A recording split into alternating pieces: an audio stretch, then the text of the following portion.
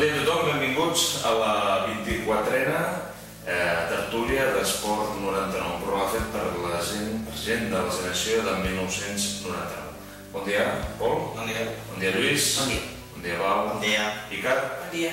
Molt bé, aquesta setmana tenim partit de Champions del Barça, passat dimecres, contra l'Apoel. Us va agradar el partit?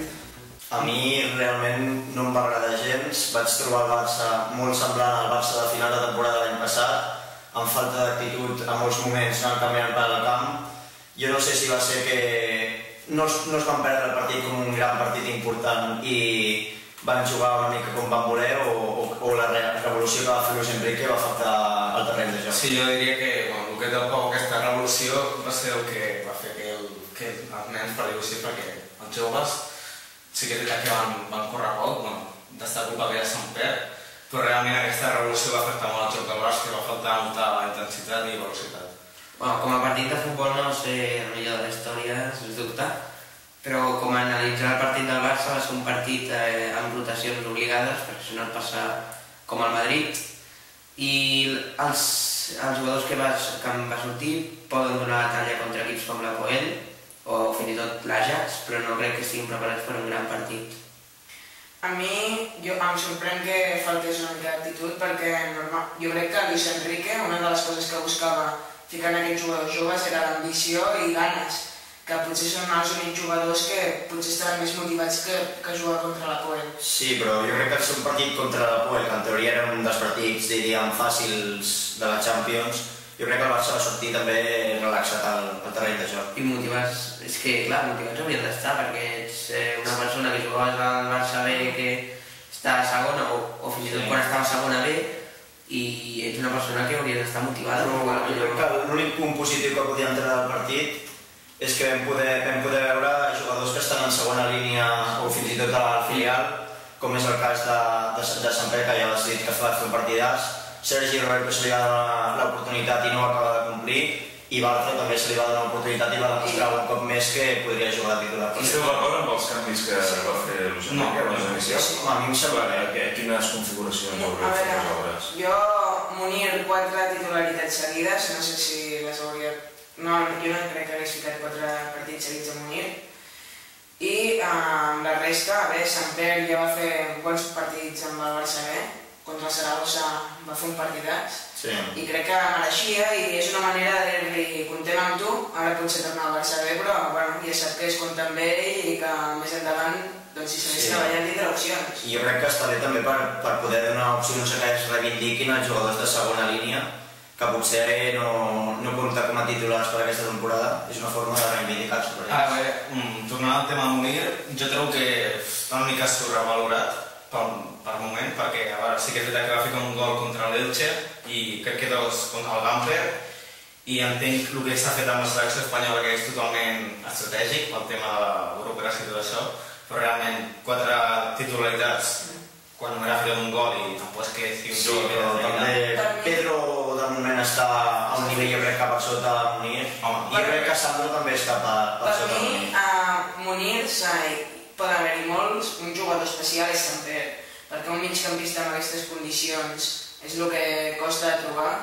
Munir sí, té molt gol i això, però jugadors que fan gols n'hi ha molts. I Munir és com dintre de l'entrenador del Barça, que és Messi i Neymar, i es veurà el partit de Lliga contra l'Atlètic de Bilbao.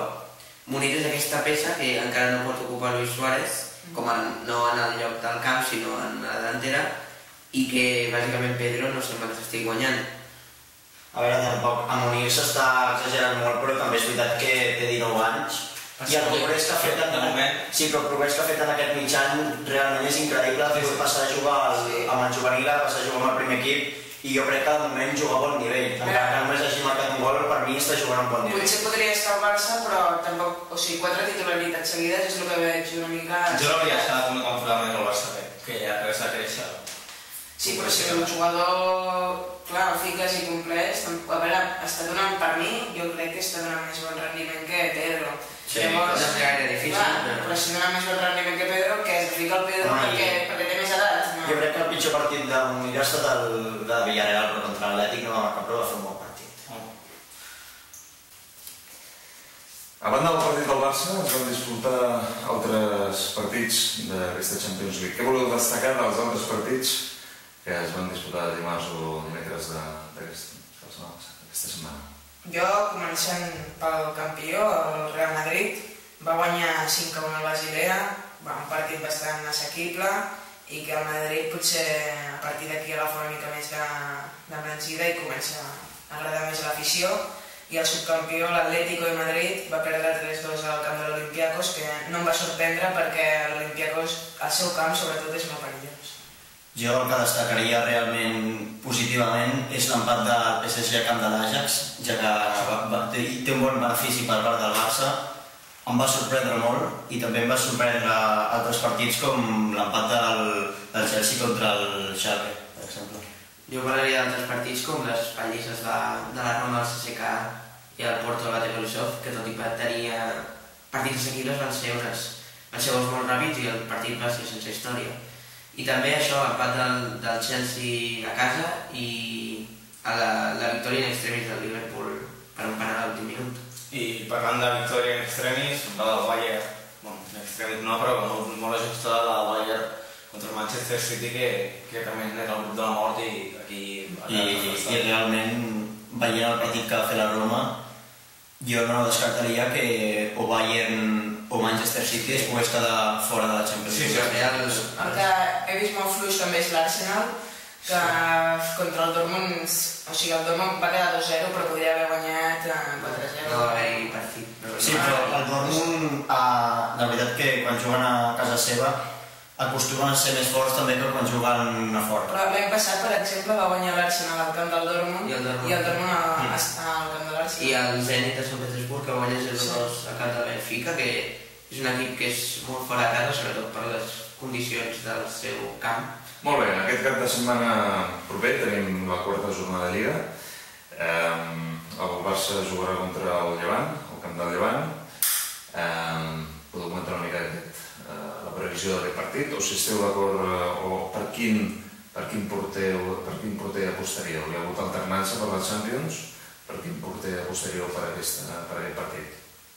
Aprofitant que quedaran 10 dies pel importantíssim partit a París contra el PSG, jo sortiria amb un equip bastant fort, no res de rotacions, potser alguna o dos, i de porter ficaria Ter Stegen, ja que crec que Bravo s'ha fixat per la Copa del Rei, ocupant el paper que va fer José Manuel Pinto l'any passat, i des de fer uns anys. Jo crec que el Llevant sempre s'ha vist el Llevant com un equip molt fort a casa, però ja va començar la Lliga malament, per 0-2 contra el Villarreal, i no té el nivell d'altres anys, i està condemnat a ser un equip que per mi hauria de lluitar per no baixar a segona. I sobre la porteria, la veritat és que per seguir a la sèrie ja posaria Bravo, però tenim dos porters que en 4 partits han encaixat 0 gols, i això està bé perquè sempre s'havia criticat la gestió de portar un porter i les defenses, i 0 gols en 4 partits. Home, realment, a primera vista sembla un partit fàcil per la situació en què està el Llevant, que està a la part baixa de classificació, però bueno, com diu el Xolo, s'ha d'anar partit a partit. Ja vam veure contra l'Apoel que el partit va ser difícil i també era un partit fàcil, i no s'ha de confiar al Barça. I per la qüestió del porter, a mi em costa realment saber quin porter hauria de jugar titular, ja que els dos estan en un gran moment, i on faria més rotacions seria el central. Jo crec que també que pot ser un partit difícil perquè el Llevant no comença bé, però en algun moment haurà de començar a espavilar perquè si perdés aquest cap de setmana es quedaria molt enfonsat a la classificació i necessiten els punts com aigua. I per la part del porter, és que he vist els dos porters molt bé també. Jo crec que és una cosa que només ho sap Luis Enrique, que és el que els veu entrenar dia a dia, i crec que triarà ara. Jo crec que el més probable és que jugui Claudio Bravo, que ja es veu que és el porter preferit del Luis Enrique, que és el porter que ha fitxat ell. Sí. I en la resta de posicions, potser... Rakitic jo crec que hauria de tornar perquè ja està constatat que sense Rakitic a mig del camp al Barça li costa. Busquets... Tot i que també no fa mal. Jo crec que potser, parlant de Munir abans, també trauria de l'11 titular a Munir i incorporaria Neymar. Jo posaria Messi, Pedro o Neymar. Jo posaria Sandro. Jo, Pedro. Si poses el Sandro ja li estàs dient a Pedro que està... A veure, jo també posaria, abans que Pedro, jo el posaria per Jo realment, si es pogués posar algú, posaria Dama, perquè a mi em sembla un jugador espectacular. Però no està entrenant amb el I ens estem anant bastant ja, La defensa tornaria a posar Mathieu, que les crítiques que va rebre com el fitxatge crec que de moment ho està fent prou bé. I no sé si Vermaelen arribarà pel partit. Jo no el posaria titular i realment li donaria una opció a Bartra, que quan ha jugat va fer un bon partit l'altre dia. Sí, Piqué va fer un bon partit, però jo crec que Bartra ha de demostrar el potencial i és un bon partit per poder-lo... Jo posaria Montoya, que a Alves no em va agradar, i després també pensem que haurem de fer una mica de rotacions, potser, o aquest cap de setmana o el dimecres juguem al camp del Màlaga, també. Sí, si ens arriben a dir que tindria un problema amb els centrals, perquè molts estan jugant bé, no ens ho creuríem a principi de temporada. Home, i realment al central hem parlat de Piqué, hem parlat de Mathieu, de Vermaelen i de Bartra, però tampoc descartaria que pogués jugar Marchera en un altre partit com a central. Molt bé, perfecte. Bé, si us sembla ja passem a arribar al moment de la càpsula esportiva, que avui ens la porta en Lluís Mella, que ens parlarà del Mundial de Bàsquet. La càpsula esportiva d'Esport 99. Endavant, Lluís. Bé, després d'una fase de grups del Mundial que es va disputar a Espanya, a diferents ciutats d'Espanya, entre d'elles Sevilla, Granada, va ser una fase de grups del Mundial sense sorpreses per a la gent que veu el bàsquet i l'entén, i vam entrar a la fase final a Barcelona i Madrid amb 3 candidats, que eren els Estats Units, per una banda del quadre, i Espanya i França, que al final s'haurien de trobar si acabessin passant els seus partits. Quan es van trobar Espanya i França, que va ser el partit més destacat també de la fase de grups, ja que no va haver-hi altres partits interessants, potser el Brasil i França, quan es van trobar, Espanya va vèncer en aquest duel entre dos països que sempre s'han hagut bastantes baralles, fins i tot dintre del camp, i Espanya va resultar victoriosa. I quan es van trobar a quarts de final de la fase final, va guanyar França, i la veritat va destrossar Espanya, que era anfitriona. Estats Units, per l'altra banda del quadre, va aplastar tot rival que se li ficava per davant fins a arribar a la final, i França va haver de jugar contra el rival que va tenir a semifinals per arribar contra Sèrbia, perdó. Va perdre contra Sèrbia, perdó. I el partit pel tercer i quart lloc el va guanyar contra Lituània. La final va ser una final sense història, Sèrbia va sortir molt bé contra els Estats Units, però els Estats Units va arrasar tot i tenir un equip que potser era el B, ja que molts de les estrelles es van quedar, com l'Ebron James, es van quedar als Estats Units a preparar la NBA. Va arrasar i els Estats Units s'han portat aquest Mundial a Espanya, com era previsible, tenint més de 30 punts d'avantatge de mitjana en tots els partits. Molt bé. Això és tot? Sí. Molt bé, perfecte. Doncs, si us sembla, ja donem per acabat el programa d'avui. I no sé si voleu fer un breu comentari. Molt bé. Que jo voldria afegir que Madrid aquesta setmana té un partit molt complicat a Riazor i realment s'ha demostrat que quan el Depor va per davant de la classificació respecte al Madrid perd. Així que esperem una altra cosa. Molt bé. Demà quin dia és? Dimarts. Dimarts. Molt bé. Tens ganes de començar la setmana, eh? Sí. No, demà és dissabte. Demà és l'aniversari d'un dels nostres tertulians, de l'ICAT. Doncs des d'aquí el felicitem i esperem que passeu un bon cap de setmana i els nostres oients també, i ens retrobem la setmana vinent. Esport 99. Fins la propera setmana. Gràcies.